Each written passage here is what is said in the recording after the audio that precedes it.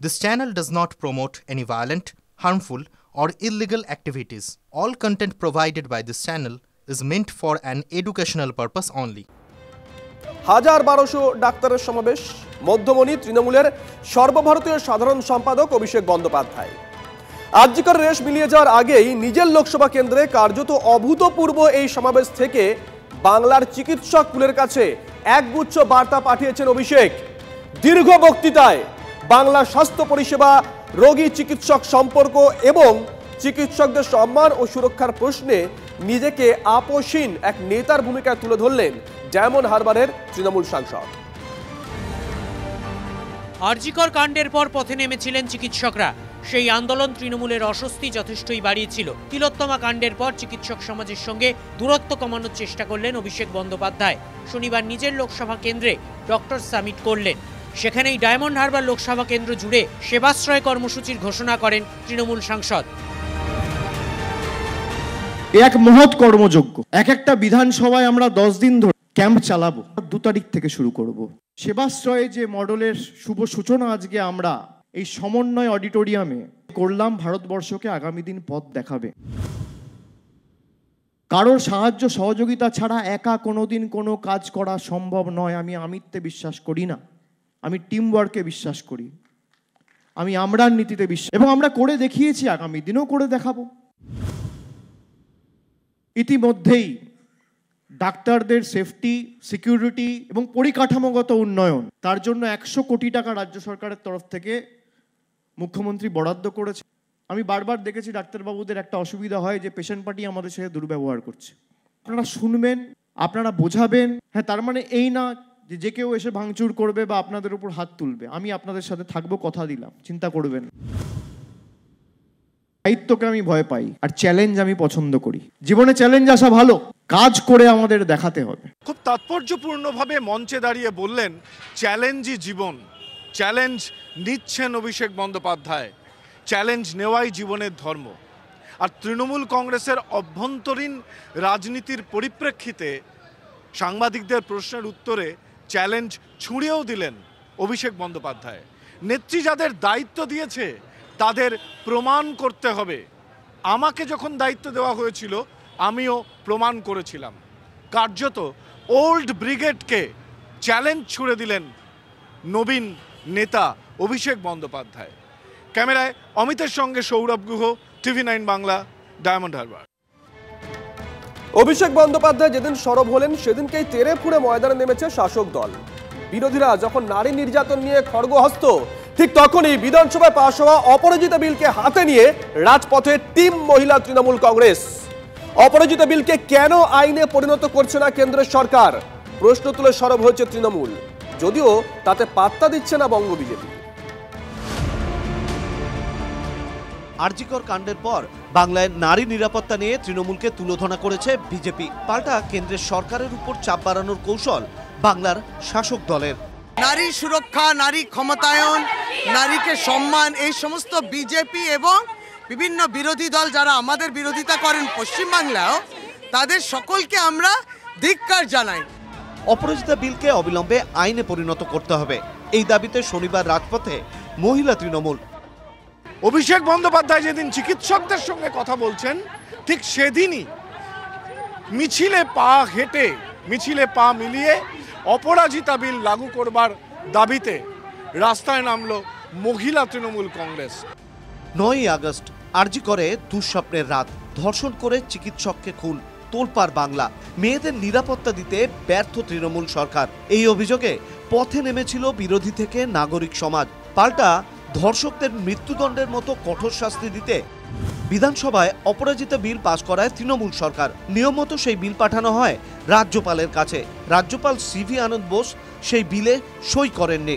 অপরাজিতা বিল রাষ্ট্রপতির কাছে পাঠিয়ে দেন রাজ্যপাল, কিন্তু 2 মাস পরেও সেই বিলে রাষ্ট্রপতির সম্মতি মেলেনি। কেন্দ্রের বিরুদ্ধে গড়িমসির অভিযোগে শনিবার শহরের 2 প্রান্ত থেকে মিছিল তৃণমূল কংগ্রেসের।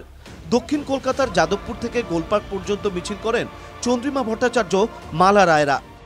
মাননীয় মুখ্যমন্ত্রী কিন্তু সবসময় মেয়েদের সম্মান রক্ষার্থে তিনি যখন বিরোধীতে ছিলেন তখনও তিনি প্রতিবাদ করেছেন অন্যায়ের। যখন প্রশাসনিক প্রধান হয়েছেন তখনও কিন্তু পদক্ষেপ নিতে কখনো দেরি করেননি। আরও বেশি কঠোর সাজা হওয়া দরকার, এ বিষয়ে কোনো সন্দেহ নেই, যার জন্য অপরাজিতা বিল। একই ইস্যুতে কেন্দ্রের বিরুদ্ধে স্লোগান তুলে উত্তর কলকাতায় শ্যামবাজার থেকে হেদুয়া পর্যন্ত হাঁটেন শশী পাজা, নয়না বন্দ্যোপাধ্যায়রা। মহিলা তৃণমূলের প্রশ্ন, অপরাজিতা বিলকে আইনে পরিণত করতে কেন্দ্রীয় সরকার দেরি করছে কেন? সরকার বিধানসভা পাশ করা বিল একবারই পাশ, মানে মেজরিটি স্বাক্ষর দিয়েছে, তাহলে কেন দেরি করছে কেন্দ্রীয় সরকার? কি রাজনীতি? রাজ্য সরকার তার কর্তব্য করে রাজ্যপালের অফিসে পাঠিয়েছে, রাজ্যপাল সেখান থেকে তিনি রাষ্ট্রপতির কাছে পাঠিয়েছেন। 2 মাস হয়ে গেল, আজকে সেই বিল নিয়ে কোনো উচ্চবাচ্য নেই, রাষ্ট্রপতির কাছে পড়ে আছে। সে যেই হোক, যেই রাজনৈতিক দলেরই হোক, ফাঁসির মঞ্চে তাকে নিয়ে যাওয়া উচিত। মহিলাদের ভোট বরাবরই তৃণমূলের লক্ষ্যে। আরজিকর কাণ্ডের পর শেষ 6 বিধানসভা কেন্দ্রের উপনির্বাচনে সবুজ ঝড়ের পিছনেও সেই লক্ষ্মীদের বড় অবদানই দেখছেন রাজনীতির কারবারিরা। তাই নারী ও শিশুদের উপর যৌন নির্যাতন বন্ধে কঠোরতম শাস্তি হিসেবে অপরাজিতা বিলকে হাতিয়ার করছে তৃণমূল।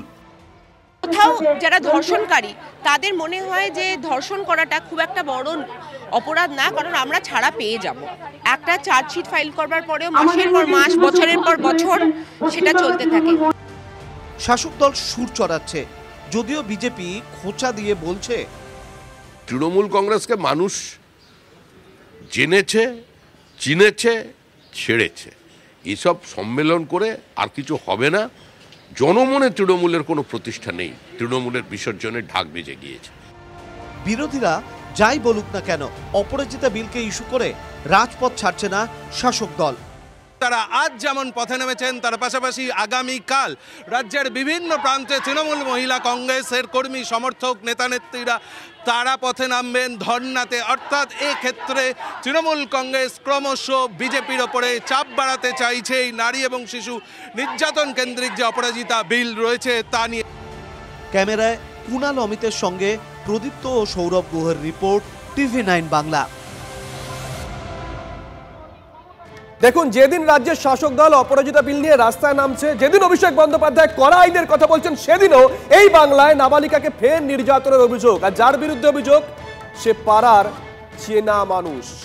নদিয়ার কল্যাণীতে ধর্ষণের চেষ্টা, পরে মুখ বন্ধ করতে টাকার টোপ, সঙ্গে খুনের হুমকি। কল্যাণীর ঘটনা, গ্রেপ্তার অ্যাম্বুলেন্স চালক।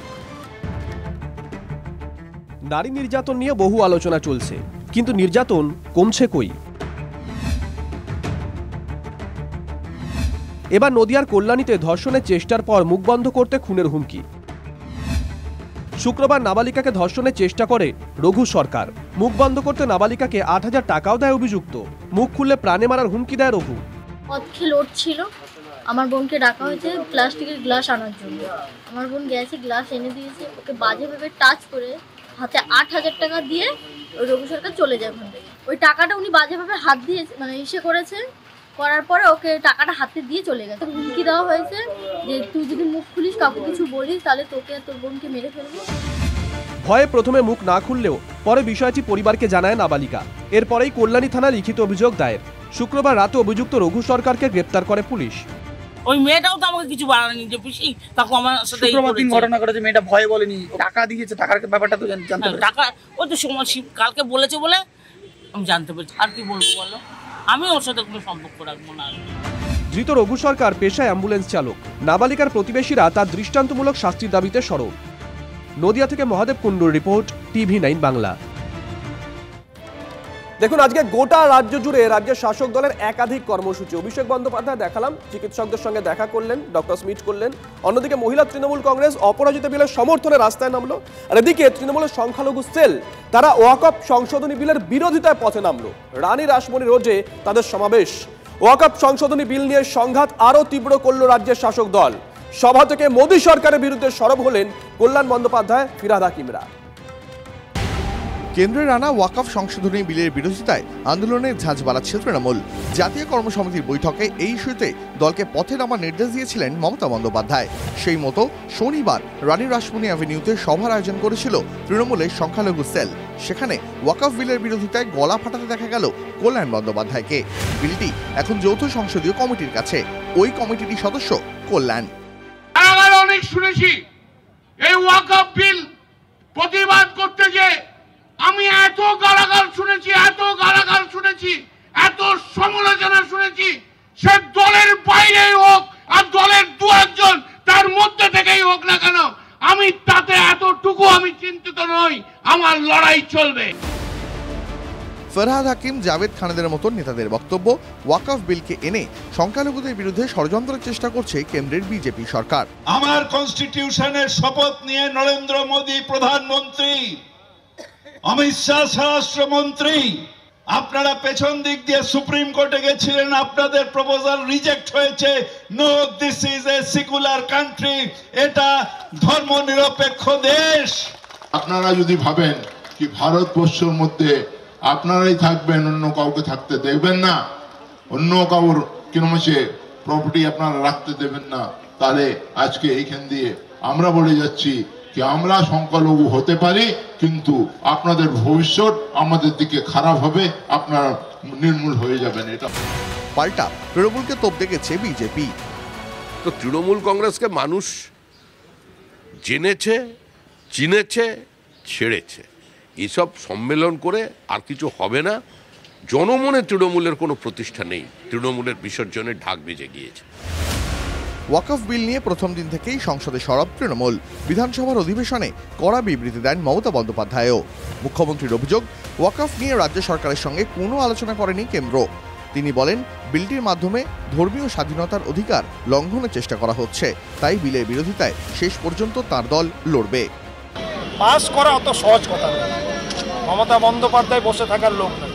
উনি লড়াই সংগ্রাম এনআরসির বিরুদ্ধে যেভাবে করেছেন, সমগ্র ভারতবর্ষে যে আওয়াজ তুলেছিলেন, সে আওয়াজ আবার পশ্চিমবঙ্গ থেকে এই ওয়াকফ বিল বাতিলের দাবিতে উনি তুলেছেন। বিজেপির এই বিল পাস করানো আর এই বিল পাস করতে চেয়ে যা তারা যে ভাবছে আমরা বিল পাস করিনি, যেটা আপনি বলছেন, সেটা রঙিন শব্দ। সূত্রের খবর, ওয়াকফ সংশোধনী বিলের বিরোধিতা করে সোমবার বিধানসভায় প্রস্তাব আনতে চলেছে শাসক দল। Bureau report, TV9 Bangla.